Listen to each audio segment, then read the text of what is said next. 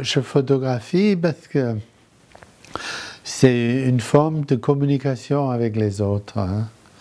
Si je ne ferais pas des photos, je pense que j'écrirais.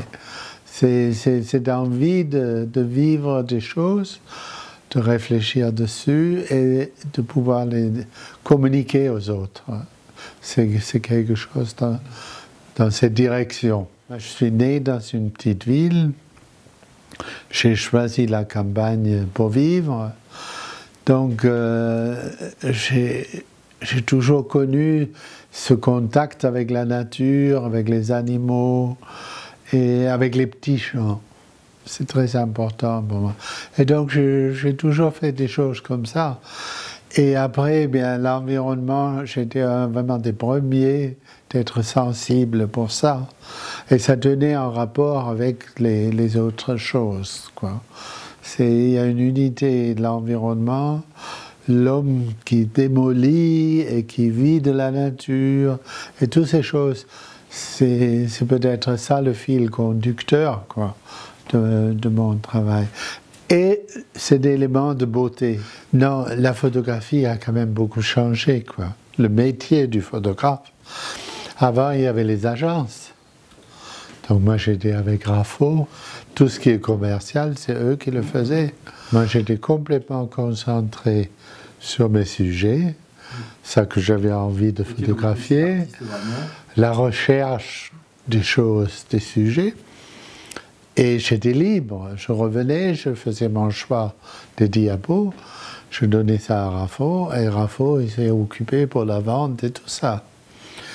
Bien, avec quelques exceptions, avec Géo, Stern, Paris Match, j'avais des relations directes.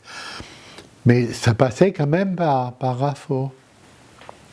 Les agences, il n'existe plus, pratiquement plus. Donc, le photographe, il doit s'occuper de tout, quoi. La presse a beaucoup perdu de puissance, ça veut dire d'argent. On est beaucoup moins payé qu'avant. Tout doit aller plus vite. Alors, ça, c'est aussi le contraire de ça que moi j'ai aimé dans le temps, c'était d'avoir du temps.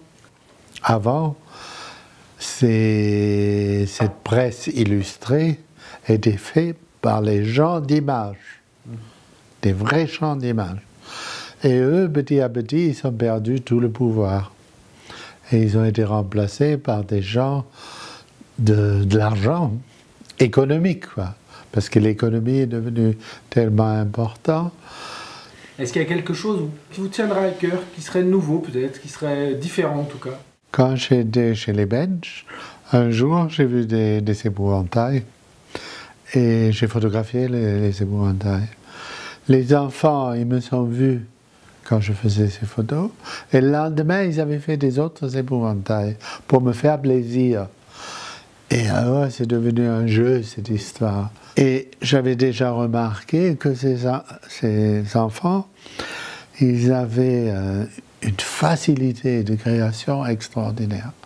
Le fait qu'ils n'ont pas de télévision, qu'ils n'ont pratiquement pas d'éducation, qu'ils sont complètement isolés, ils n'ont pas d'électricité, ils n'ont rien que leur village, ça leur donne une fantaisie extraordinaire. Ça, je le savais. Et donc, je suis resté 3 semaines, et moi, je photographiais donc leur création. Et le seul truc que j'ai imposé, c'est pas de répétition. Ça que j'avais photographié, j'avais plus envie de le voir. Donc, il fallait toujours faire quelque chose de nouveau.